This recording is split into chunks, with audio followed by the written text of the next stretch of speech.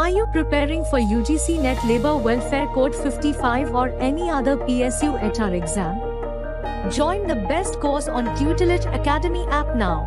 Hello team, welcome to Tutelage Academy. I hope my voice is audible and this PDF is visible to everyone. Yes. Just making sure. Yes. Hello everyone. Hi. Just making sure if my voice is audible and this PDF is visible. If my voice audible and PDF visible. I'll be sharing now. चलिए ठीक है, start करते हैं. A very warm welcome to everyone to Tutelage Academy. Today I am solving the question paper of Code 55 for the re-examination of June 2024, which was held in September 2024. तो मैं आपके लिए September 2024 का Code 55 का question solve कर रही हूँ यहाँ पर, और क्वेश्चन नंबर 51 से हम स्टार्ट करेंगे. आज के सेशन में मैं फर्स्ट 30 क्वेश्चंस को डिस्कस करूंगी और सब्सिक्वेंट सेशन में बाकी के क्वेश्चंस डिस्कस होंगे. चलिए क्वेश्चन नंबर 1 देखते हैं. Select the authorities covered under the provision of employees provident fund and miscellaneous provision act 1952 from the following: central board, board of trustees, state board, advisory committee, executive committee. ठीक है, आप options देखेंगे तो any 4 है. तो अगर आप PF act को देखेंगे तो पीएफ एक्ट में हमारे समय सेंट्रल बोर्ड की बात होती है, बोर्ड ऑफ ट्रस्टीज की बात होती है, और सेंट्रल बोर्ड का फिर अपना स्टेट लेवल पे स्टेट बोर्ड भी होता है. सेंट्रल बोर्ड या फिर बोर्ड ऑफ ट्रस्टीज को हेल्प करने के लिए एग्जीक्यूटिव कमिटीज भी होती हैं, लेकिन एडवाइजरी कमिटी कोई भी नहीं होती है ना. जहां तक मुझे याद आ रहा है सेक्शन की बात है तो सेक्शन 5 में बात करता है सेंट्रल बोर्ड की, और 5AA बात करता है एग्जीक्यूटिव कमिटी की, 5B बात करता है स्टेट बोर्ड की, है ना, और 5C बात करता है बोर्ड ऑफ ट्रस्टीज की, है ना. तो हो सकता है सेक्शंस भी पूछे जाए, क्योंकि जो क्वेश्चंस होते हैं ना उससे रिलेटेड कॉन्सेप्ट से दोबारा क्वेश्चन बनता है ना. तो will just revise that also. So point number D, advisory committee यहाँ पे नहीं होता. Advisory committee equal numeration act में होती है, इसमें नहीं होती. तो ABCE point number 2 will be the answer. Principles of labour welfare है और उन्हें मैच करना है. बहुत टफ लेवल तो नहीं है इसका. ठीक है, तो principle of adequacy of wages में क्या होता है कि एडिक्वेसी ऑफ वेजेस क्या है, इसका मतलब कि सिर्फ बेसिक वेलफेयर मेजर प्रोवाइड करना ही जरूरी नहीं है, वर्कर्स को एक फेयर वेज भी मिलना चाहिए जिससे कि वो डिसेंटली रह सके. तो ए का 3 होगा, है ना, workers have a right to adequate wages. उसी तरह सोशल रिस्पॉन्सिबिलिटी ऑफ इंडस्ट्री में क्या हो जाएगा कि कंपनी का ड्यूटी है कि ओवरऑल वेलबींग ऑफ एम्प्लॉइज पे वो कंट्रीब्यूट करे, ना कि सिर्फ प्रॉफिट मैक्सिमाइजेशन करे. ठीक है, तो और फिर रीपर्सनलाइजेशन में क्या हो जाता है कि यहाँ पे जो कि इंडस्ट्रियल वर्क होता है ना, उसका कुछ प्रेशराइजिंग या डिह्यूमनाइजिंग इफेक्ट होता है ना वर्कर्स पे, उसको हटाना है और वर्कर के एक एक इंडिविजुअल वर्कर पे ध्यान देना है कि कैसे हम उनके वेलबींग को या वेलफेयर को सपोर्ट कर सकते हैं, है ना. और प्रिंसिपल ऑफ कोऑर्डिनेशन तो ये सारे एक्टिविटीज, सारे डिपार्टमेंट्स जितने भी कंपनीज के हैं, जितने भी एक्सटर्नल और इंटरनल स्टेक होल्डर्स है, सबका एक होलिस्टिक अप्रोच होना चाहिए टुवर्ड्स एम्प्लॉय वेलफेयर, है ना. तो ए का तो 3 हमारा बस एक ही ऑप्शन में, तो हमें वैसे भी समझ में आ जा रहा है. बी का 4 सोशल रिस्पॉन्सिबिलिटी, सी का 1 है ना रीपर्सनलाइजेशन, हर वर्कर का इंडिविजुअल पर्सनालिटी को हमें डेवलप करना है, ना कि profit maximisation and coordination. Very easy question. Next देखिए, है ना, कॉन्सेप्ट्स ऑफ लेबर वेलफेयर या थ्योरीज ऑफ लेबर वेलफेयर से एक क्वेश्चन डेफिनेटली आता है. कॉन्सेप्ट, प्रिंसिपल और थ्योरीज 3 चीजें हैं यूनिट 9 में, और इन तीनों में से किन्हीं 2 से तो डेफिनेटली क्वेश्चन आता है, तो वो बिल्कुल क्लियर करके रखिएगा. ठीक है, नेक्स्ट क्वेश्चन नंबर 53 देखिए. In economy the trade cycle revolves around phases of boom, recession, depression and recovery. The unemployment cause due to effect of recession and depression is called. तो देखिए यहाँ पे क्या होता है ना कि जब भी रिसेशन या डिप्रेशन, मतलब ऐसा कुछ सिचुएशन होता है जिसमें इकोनॉमी अप एंड डाउन होती है ना. तो इकोनॉमी का अप एंड डाउन या साइक्लिक नेचर जब भी होगा तो साइक्लिक एम्प्लॉयमेंट ही होगा, है ना. तो साइक्लिक अनएम्प्लॉयमेंट में इकोनॉमी फ्लक्चुएट होता है या business cycle up and down जाता है ना. अनएम्प्लॉयमेंट अगर अप एंड डाउन, जैसे कि रिसेशन या डिप्रेशन या बूम हुआ फिर डाउन हुआ, तो वैसे में आप साइक्लिक अनएम्प्लॉयमेंट पे ही क्लिक करेंगे। ठीक है, टाइप्स ऑफ अनएम्प्लॉयमेंट से भी डेफिनेटली हर साल एक क्वेश्चन आता है, उसे भी देखेंगे। Question number 54, the displacement allowances equal to which of the following to be paid by contractor to every interstate migrant workman. बहुत ही कॉमन क्वेश्चन है, इजी क्वेश्चन है, हर बार आता है। डिस्प्लेसमेंट अलाउंसेस जो होते हैं वो माइग्रेंट वर्कमैन को कौन देता है? कॉन्ट्रैक्टर देता है। ये क्वेश्चन भी आता है ऐसे क्वेश्चन में, तो कॉन्ट्रैक्टर देता है। डिस्प्लेसमेंट अलाउंसेस कितना होता है? 50% of monthly wages payable to him और 75 rupees whichever is higher, है ना। तो हमें ये दिख रहा है पॉइंट नंबर 3। ठीक है, okay. Question number 54, which among the following are classical theory of wages. ठीक है, तो क्लासिकल थ्योरी ऑफ वेजेस जो है ना, वो मतलब जो क्लासिकल इकोनॉमिस्ट कौन कौन होते हैं? डेविड रिकार्डो हो गया, एडम स्मिथ हो गए, ये सब क्लासिकल इकोनॉमिस्ट है। तो डेविड रिकार्डो ने कौन सी थ्योरी दी है? Subsistence theory. ठीक है, और उसके बाद है ना, और स्टैंडर्ड ऑफ लिविंग थ्योरी हो जाएगा, और एडम स्मिथ का वेज फंड थ्योरी। तो ABD, ये ABD जो है ना, ये हमारी आ जाती है क्लासिकल थ्योरी में। ठीक है, और फिर जो मार्जिनल प्रोडक्टिविटी थ्योरी और टॉसिक की हमारी, फिर न्यू क्लासिकल और बार्गेनिंग थ्योरी हमारी मॉडर्न थ्योरी में आ जाती है। तो हमारा आंसर हो जाएगा ABD, है ना। ये भी याद रखिएगा, डेविड रिकार्डो और एडम स्मिथ हमारे क्लासिकल इकोनॉमिस्ट है। नेक्स्ट क्वेश्चन नंबर 56 देखेंगे। किसी को कोई भी डाउट हो या क्वेश्चन नहीं समझ में आ रहा हो तो भी आप मैसेज कर सकते हैं, या क्वेश्चन नंबर नोट करके रखिए। आप लास्ट में भी मुझसे क्लास में पूछ सकते हैं। Which among the following are purpose of staffing. Very easy question. Staffing का पर्पज क्या क्या होता है ना। स्टाफिंग का पर्पज मतलब कि जितने भी मैन पावर रिक्वायर्ड हो वो प्रॉपर नंबर पे, प्रॉपर जैसा भी हमें उनका नंबर चाहिए या जो भी क्वालिफिकेशन चाहिए, जिस डिपार्टमेंट में होना चाहिए, वो फुलफिल कर सके, है ना। हमारी man power needs properly fulfil हो हमारे ऑर्गेनाइजेशन की। डिवीजन ऑफ एक्टिविटीज, ये तो नहीं होगा, ये तो डिपार्टमेंट का काम है। मैन पावर प्लानिंग हो सकता है, सिलेक्शन भी हो सकता है, ट्रेनिंग एंड डेवलपमेंट भी हो सकता है। बट ये दोनों देखिए, पॉइंट नंबर A और D हमारे इररिलेवेंट है, तो BCD आंसर हो जाएगा। हो सकता है एग्जाम में ये सारे क्वेश्चन आएंगे तो सॉल्व किया जा सकता है, बहुत सारा, इनफैक्ट क्लास में सारा ही करवाया हुआ है। In which of the following stages an expatriate suffer from phenomenon of cultural shock, है ना। तो किसी भी एक्सपैट्रिएट को कल्चरल शॉक कब लगता है? तो क्या रिक्रूटमेंट और सिलेक्शन के समय? नहीं। अब मान लीजिए कि कोई पर्सन है, जैसे कि किसी बिजनेस डील के लिए किसी फॉरेन असाइनमेंट को फुलफिल करना है, तो कहीं भेजा जा रहा है, तो जब उसका रिक्रूटमेंट सिलेक्शन होगा तब कल्चरल शॉक नहीं लगेगा। रिपैट्रिएशन में क्या होता है? एक्सपैट्रिएशन के अपोजिट है रिपैट्रिएशन, जब वो वापस होम कंट्री में आ रहा है तब। तो इस समय भी कल्चरल शॉक नहीं लगता है। कल्चरल शॉक तब लगता है when is actually sent to that foreign country, और जब वहां पे सेटल होने लगता है ना, उसके दौरान। देखिए यहाँ पे ना एक ग्राफ होता है, जो कि ग्राफ कुछ ऐसा सा जाता है, मतलब अगर देखे तो कि initially he is very excited, है ना। एक्साइटेड, अगर हैप्पीनेस देखे या एक्साइटेडनेस देखे, शॉक या फिर शॉक अगर देखे तो शॉक मतलब शॉक सबसे कम यहाँ पे होता है। हैप्पीनेस यहाँ पे होती है, शुरू में वो बहुत खुश होता है, भाई मैं जा रहा हूँ। फिर धीरे धीरे जैसे टाइम बीतता है, तो जब वहां पे सेटल होने लगता है, तब उसे कल्चरल डिफरेंसेस जो एक्चुअली फेस करने पड़ते हैं, मेडिकल फैसिलिटीज, खाना एंड ऑल, तो उसे कल्चरल शॉक लगता है। फिर धीरे धीरे जब वो स्टेब्लिश हो जाता है, तो धीरे धीरे फिर वो खुश हो जाता है ना। तो कल्चरल शॉक जब असाइनमेंट अब्रॉड होगा तब होगा।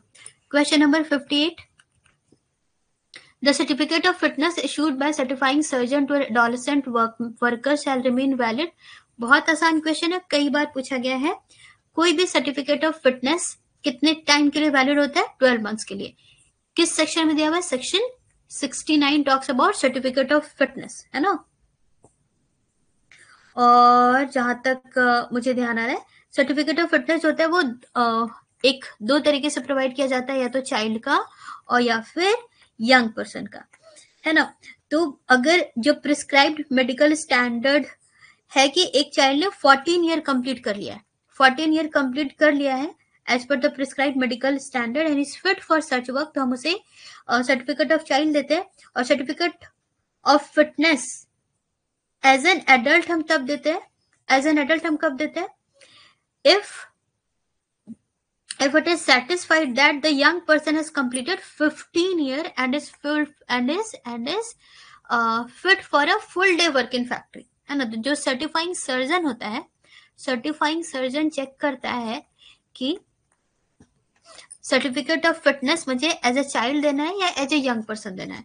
तो अगर वो उसे लगता है कि वो 14 ईयर्स तक उसकी जो फिजिकली ही is built as a fees okay for 14 years या फिर जो भी मेडिकल स्टैंडर्ड है, तो वो एज अ चाइल्ड देता है। तो एज अ चाइल्ड जब सर्टिफिकेट ऑफ फिटनेस होगा तो एज अ चाइल्ड जो वर्किंग आवर्स होते हैं उसी को ही फॉलो किया जाएगा, है ना। 6 आवर्स ऑफ वर्क एंड जो 1 आवर ऑफ रिसेस मिलता है। और अगर यंग है तो 15 ईयर्स एंड अबव होना चाहिए। और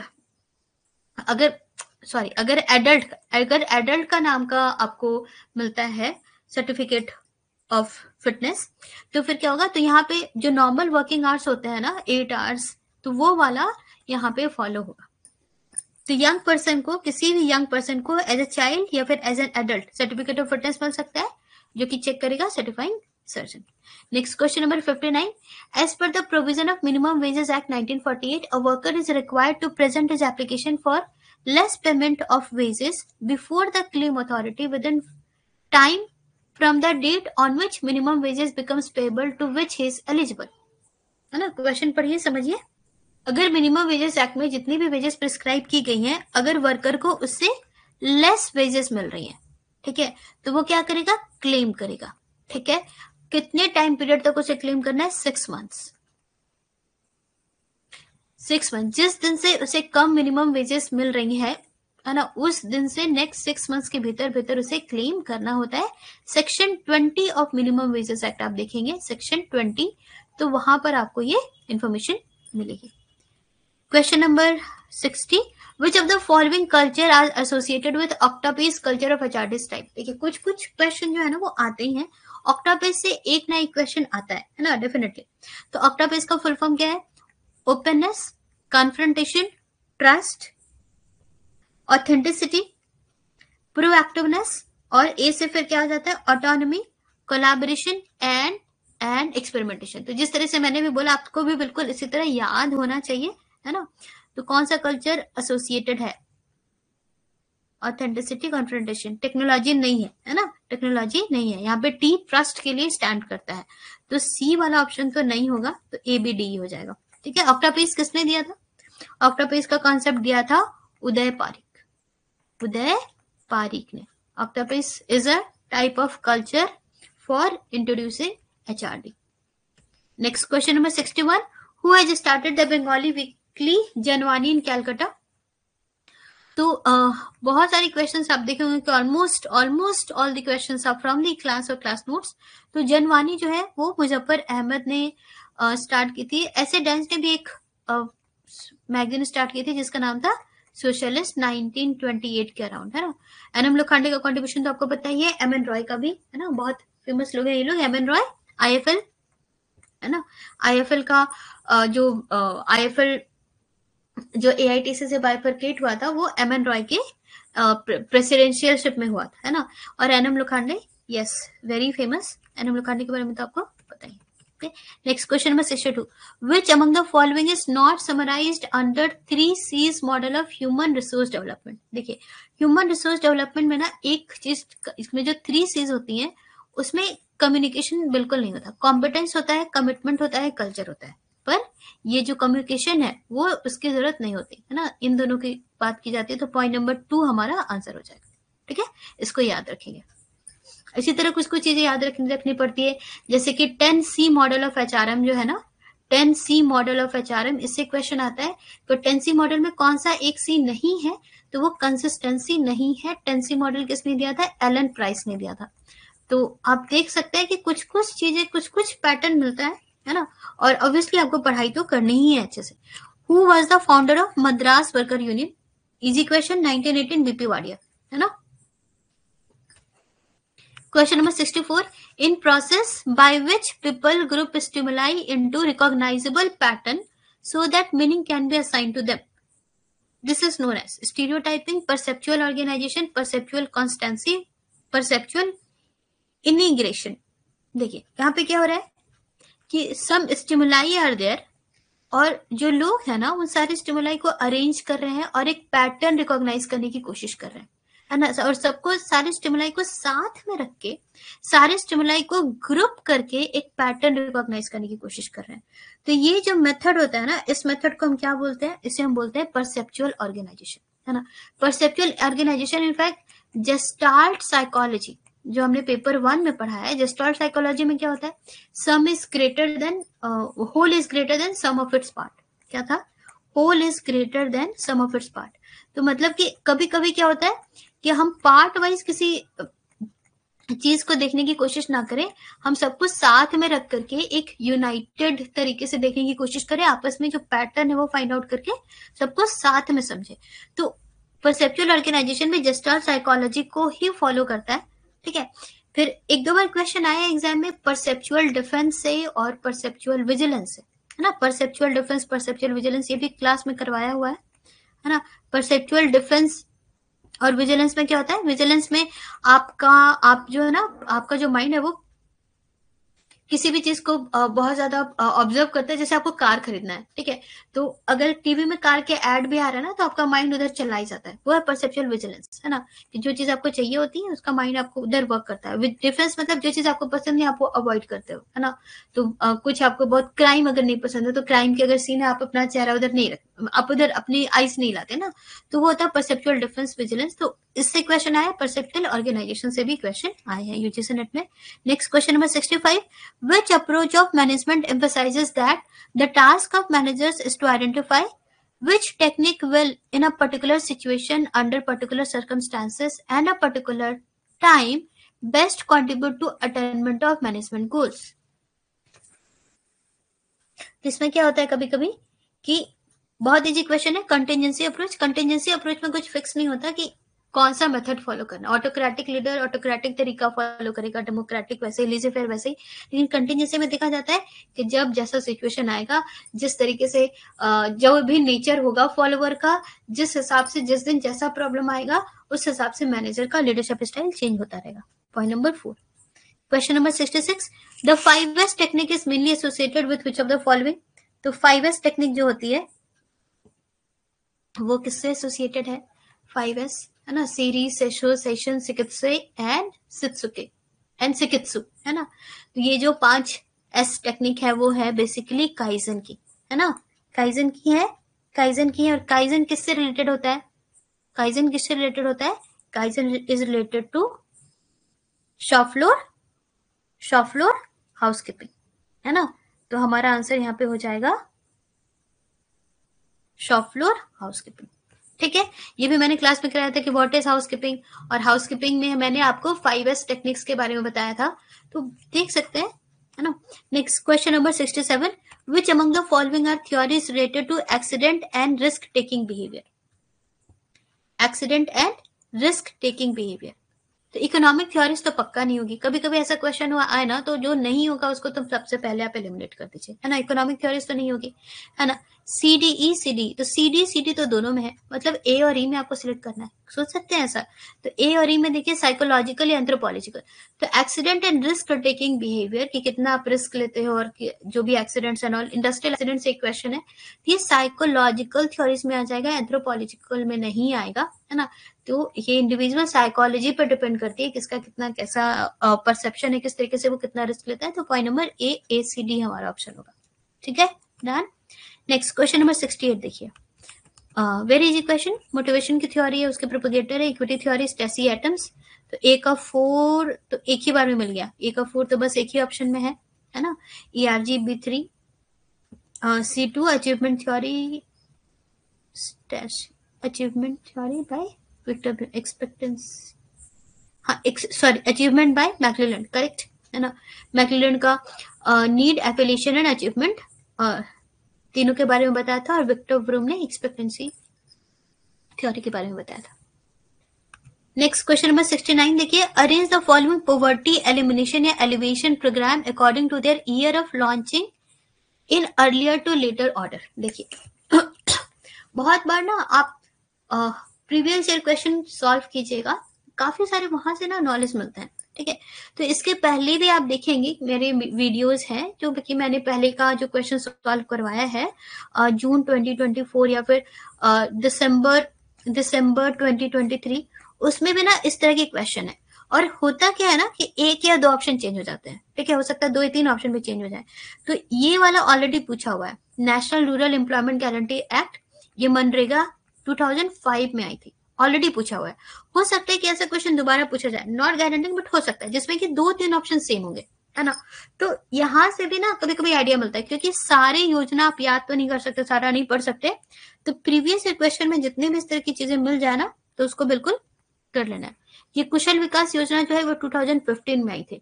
तो अगर ये दोनों भी आपको याद हो तो आप थोड़ा गैस वर्क करके सीई पे क्लिक कर सकते हैं, ठीक है, पहले वाले पे। और अगर नहीं तो कभी कभी ऐसा करना पड़ जाता है एग्जाम में, क्योंकि सारा हो सकता है कि आपको याद ना रहे। और अगर फिर भी जो जिसका ऑर्डर है, ठीक है, जो इसका ऑर्डर है वो ये 1997 में आया है, स्वर्ण जयंती शहर रोजगार योजना, और ये A199 में आया है। एंड जो पॉइंट नंबर संपूर्ण ग्रामीण रोजगार योजना 2001 में आया, ठीक है।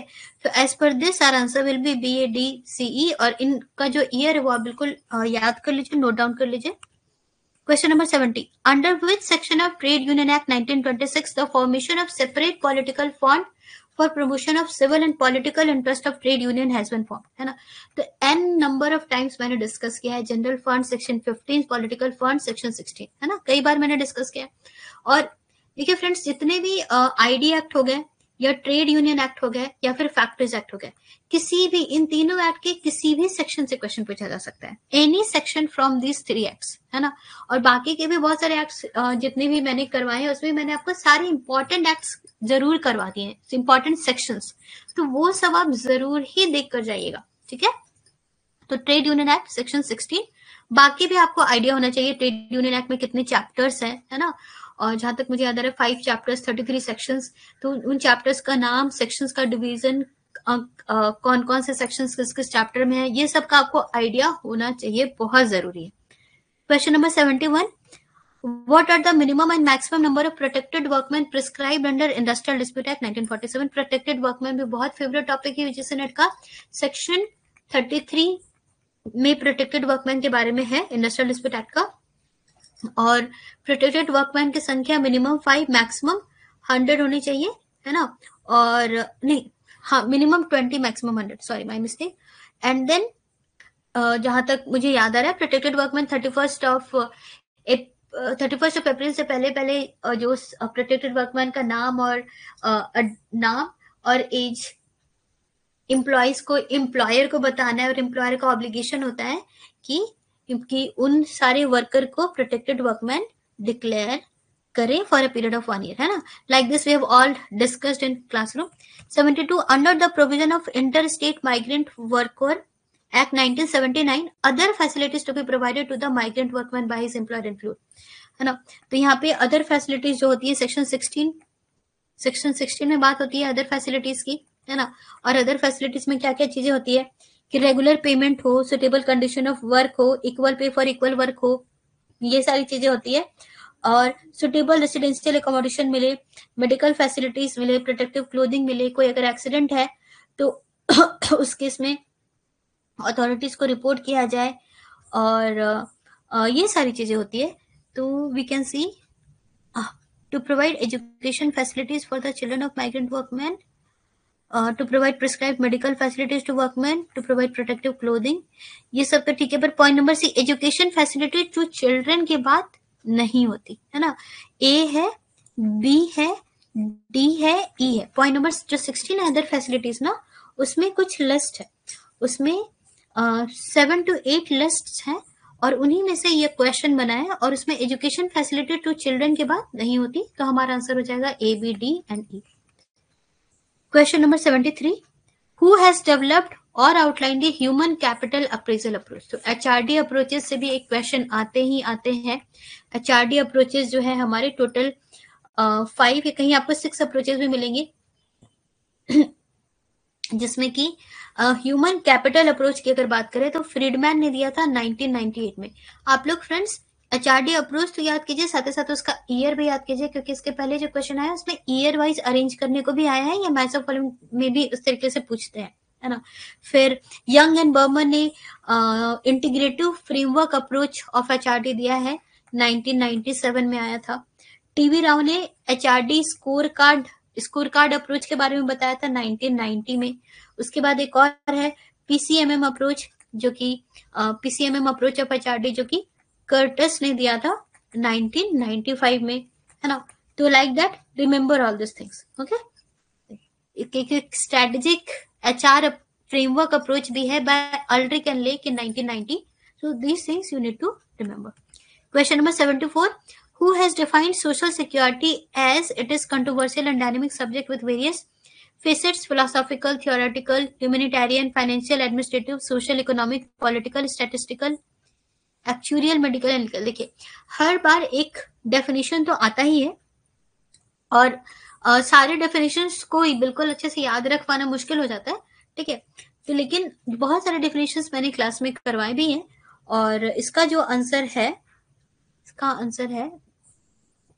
Lord beverage.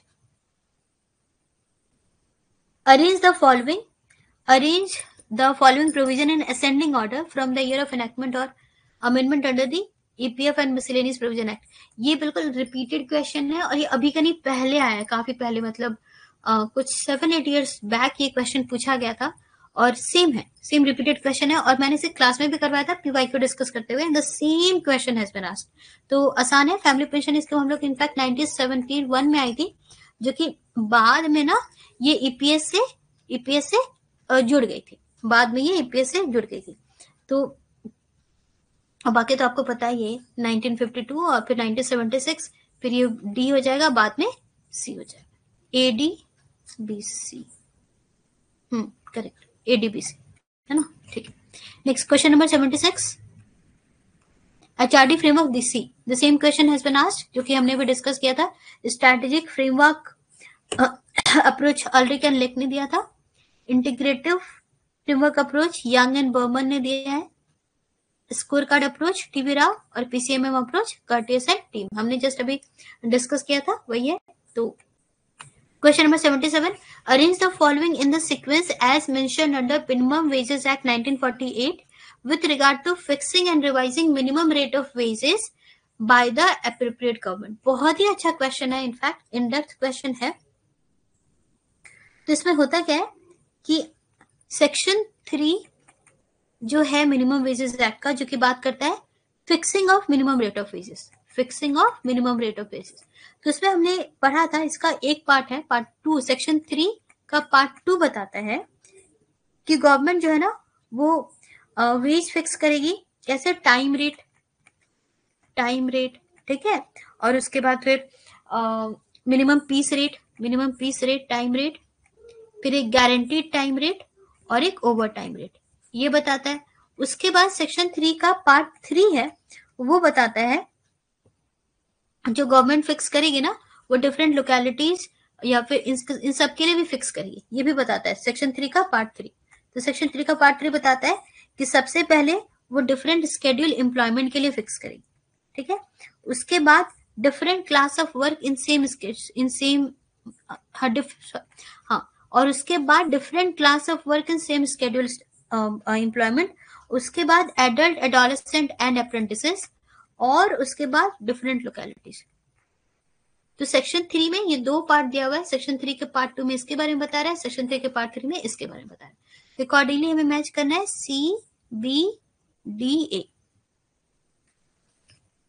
Question number 78, arrange the following 4 types of firm as identified by Bolwijn and Kumpe in terms of their emergence starting from earliest to latest. तो ये क्वेश्चन भी पीवाईक्यू है, पर बहुत पहले पूछा गया है, 7-8 years बैक, और ये भी क्लासरूम में हमने डिस्कस किया हुआ है। And the same question has been asked, और ये मैंने क्लास में भी आपको डिस्कस कराया कि टाइम जैसे जैसे पास होता है उस हिसाब से अगर किसी कंपनी को ग्रो करना है तो इनिशियली कंपनी बस एफिशिएंट हो जाती है, देन इट इज ग्रोइंग, ठीक है ना। कंपनी को ग्रो करने के लिए एफिशिएंट होना पड़ता है, लेकिन जैसे जैसे टाइम बीतता है, कंपटीशन बढ़ता है, तो उसे एफिशिएंट के साथ साथ अपने साथ में क्या डालनी पड़ता है, क्वालिटी, है ना। उसके बाद और ज्यादा कॉम्पिटिटर आ जाते हैं तो उसे फर्दर फ्लेक्सिबल होना पड़ता है as per the demands of the time, उसके बाद कुछ इनोवेट करना पड़ता है, तभी वो ग्रो करते रहेगी। अगर बस एफिशिएंसी ही मेंटेन करती गई तो टाइम के साथ फिर वो पेरिश हो जाएगी। उसे टाइम के साथ ग्रो करने के लिए एफिशिएंसी के साथ साथ अपनी क्वालिटी में भी एनहांसमेंट करना पड़ेगा। उसके बाद जैसे लोगों की नीड बदली, हॉर्लिक्स है ना, हॉर्लिक्स है, पहले बस एक ही हॉर्लिक्स आता था, women Horlicks, such and such, so many types of Horlicks. वो एज पर द नीड्स वो फ्लेक्सिबल हुई है, इनोवेट हुई है, तो मार्केट में उसकी ग्रोथ हो रही है। तो लाइक दैट है ना, तो ये हमारा फ्लो है, efficiency, quality, flexible, innovative. Efficiency, quality, flexible and innovative. तो accordingly answer will be CADB। Question number 79. When welfare work is used as a means to secure, preserve and develop the efficiency and productivity of labor, it is called. When welfare work is used as a means to secure, preserve and develop the efficiency. Functional theory है ना, functional theory, क्योंकि functional theory को हम efficiency theory भी कहते हैं, है ना। तो हम इसलिए किसलिए फंक्शनल थ्योरी ऑफ लेबर क्या बताती है, फंक्शनल थ्योरी ऑफ लेबर बताती है कि हम लेबर का वेलफेयर क्यों करें। लेबर का वेलफेयर हमें इसलिए करना होता है ताकि हम लेबर को एफिशिएंट बना के रखे रह सके। लेबर का अगर वेलफेयर करेंगे तो they will feel secure, they will feel preserve and that is why they will work at there full capacity और efficiency and that will be functional for us. Question number 80. The match list 1 with list 2. Factories Act, Equal Remuneration Act, Employees Provident Fund and Miscellaneous Provision Act, Industrial Employment Standing Order Act.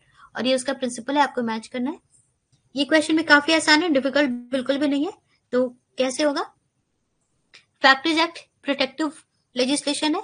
Protective legislation का meaning क्या होता है कि worker को protect करती है from ill effects of industrialisation. Working hour इतने होने चाहिए, वेलफेयर एक्टिविटीज होनी चाहिए, क्रेचेज होनी चाहिए, वेलफेयर ऑफिसर होना चाहिए, है ना, ड्रिंकिंग वाटर कैंटीन फैसिलिटीज होनी चाहिए, है ना, फैक्ट्रीज एक्ट बता रहा है। उसके बाद इक्वल रिम्यूनरेशन एक्ट में क्या था? सोशल जस्टिस के लिए, equal pay for equal work for similar kind of work. फिर ईपीएफ एक्ट किसके लिए? सोशल सिक्योरिटी प्रोवाइड करने के लिए, सोशल कंटिजेंट सिचुएशन में आपको पीएफ पेंशन प्रोवाइड करती है। और एम्प्लॉयमेंट स्टैंडिंग ऑर्डर एक्ट हमारा रेगुलेटिव लेजिस्लेशन है, ट्रेड यूनियन एक्ट की तरह, है ना, करेक्ट। तो पॉइंट नंबर 1 आंसर हो जाएगा। चलिए ठीक है, so next 30 questions we will be discussing in part 2 and I hope ये सेशन आपके लिए बेनिफिशियल है। आपको समझ आ रहा है कि आपके प्रिपरेशन कहाँ तक है और आपको किस तरह के क्वेश्चंस आते हैं and what all things you need to take care of, आपको पता चल रहा होगा। And so hoping that you get maximum benefit from such sessions, and I will be ending the session now, and thank you all for your time. Thank you. Are you preparing for UGC Net Labor Welfare Code 55 or any other PSU HR exam? Join the best course on Tutelage Academy app now.